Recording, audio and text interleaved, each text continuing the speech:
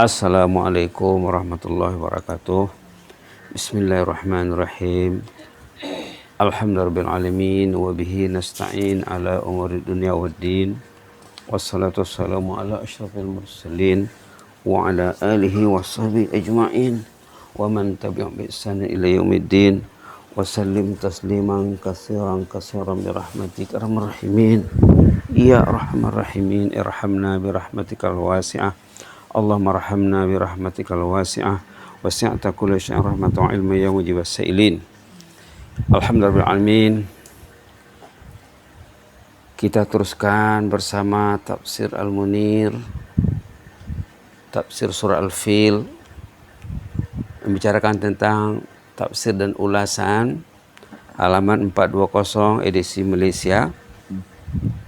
Qala al-muallif rahimahullah, nafa'ana bihi wa bi ulumihi wa ulumi ulama'il amilin ba'da naqli kalamihi ila al-lughah al-malaiziyah. Qal Muhammad bin Ishaq dan Abdurrahman bin Zaid bin Aslam menegaskan, di sini pengarang menukil pendapat ahli tafsir menegaskan tentang masuk apa? Tentang bahwa surah ini berkait rapat dengan surah sebelumnya. Sekarang surah Quraisy. Surah Quraisy berkait rapat dengan surah sebelumnya, surah Al-Fil. Berkait rapat dengan surah Al-Fil. Subhanallah. Dengan surah sebelumnya sangat rapat hubungannya. Karena apa? Kedua surah ini bermaksud kami telah menghalang tentera bergajah daripada merosakkan Mekah, dan kami telah membinasakan bala tenteranya untuk menyelamatkan orang Quraisy karena kerukunan hidup, keamanan dan perpaduan mereka yang tinggal di Mekah, menjaga kestabilan, menjaga kemakmuran, menjaga keamanan. Itulah maka dimusnahkan tentera bergajah yang berhasrat meruntuhkan Ka'bah. Wal-i'azubillah. Walau apapun kedua-duanya adalah nikmat-nikmat yang sangat hebat. Nikmat terhalaunya tentera bergajah dan nikmat beradanya di sisi Baitullah, maksudnya penduduk Mekah, serta mereka bersatu padu di bawah lembayungnya. Sekiranya mereka tidak mau menyembah Allah karena nikmat-nikmat yang lain, maka sekurang-kurangnya sembahlah Allah lantaran dua nikmat yang cukup besar ini. Inilah maksud surah Quraisy. Falya'budu rabb hadzal bait.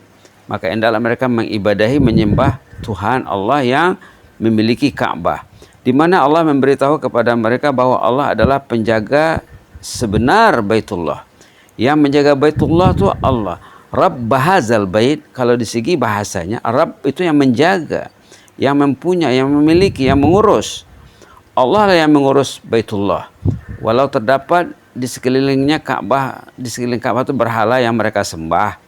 Walaupun bergantungan Ka'bah berhala di sana, karena pada itu Islam masih awal, Rasulullah masih awal, jadi tak mampu mencegahnya serta merta.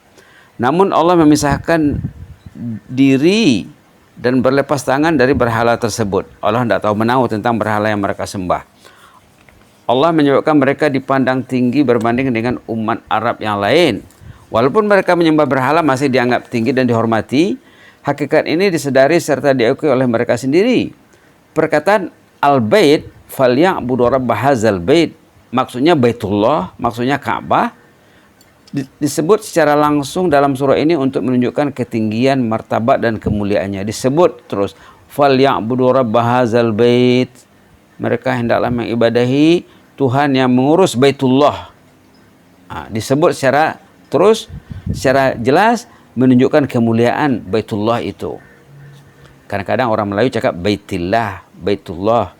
Barangkali orang Melayu lebih cepat mengatakan Baitillah. Semasa mentafsirkan, maka hendaklah mereka menyembah Allah, Tuhan rumah ini. Al-Imam Fakhrul Razi rahimahullah berkata, ketahuilah nikmat itu terbagi kepada dua bahagian.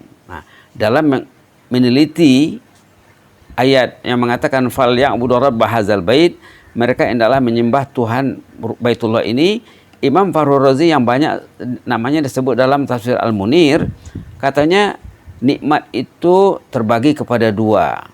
Pertama, terhindar daripada kemudaratan, dan kedua, mendapatkan keuntungan.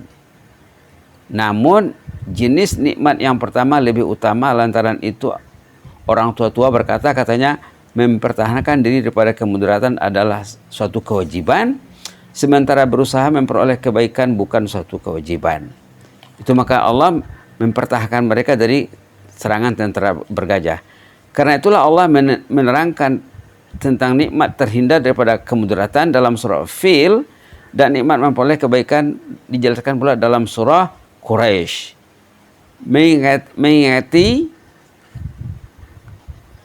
untuk mengingatkan kita dua nikmat yang besar ini, Allah perintahkan mereka supaya mengibadahi Allah, mengabdi diri kepada Allah dan bersyukur di atas segala pemberiannya, seperti mana firman-Nya dalam ayat berikut, falyabudu rabb hadzal bait, mereka yang dalam menyembah Tuhan yang memiliki Baitullah. Sehubungan dengan itu, perkataan ibadah bermaksud merendah diri. Ibadah sudah jadi bahasa Melayu. Dalam Fatihah kita menyebut iyyaka na'budu, iyyaka na'budu, engkaulah yang kami sembah. Apa maksud menyembah? Ini diterangkan di sini oleh Profesor Wahbah Az-Zuhaili rahimahullah. Katanya ibadah itu maksudnya merendah diri, tunduk dan patuh kepada Allah semampu yang boleh untuk mencapai maksud perhambaan yang sebenar. Menyembah itu artinya tunduk.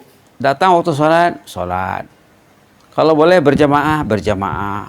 Sembahyang sunat dibuat, jangan tercicir. Semakin banyak sembahyang sunat dibuat, semakin besarlah nilai ubudiyah kehambaan seorang itu.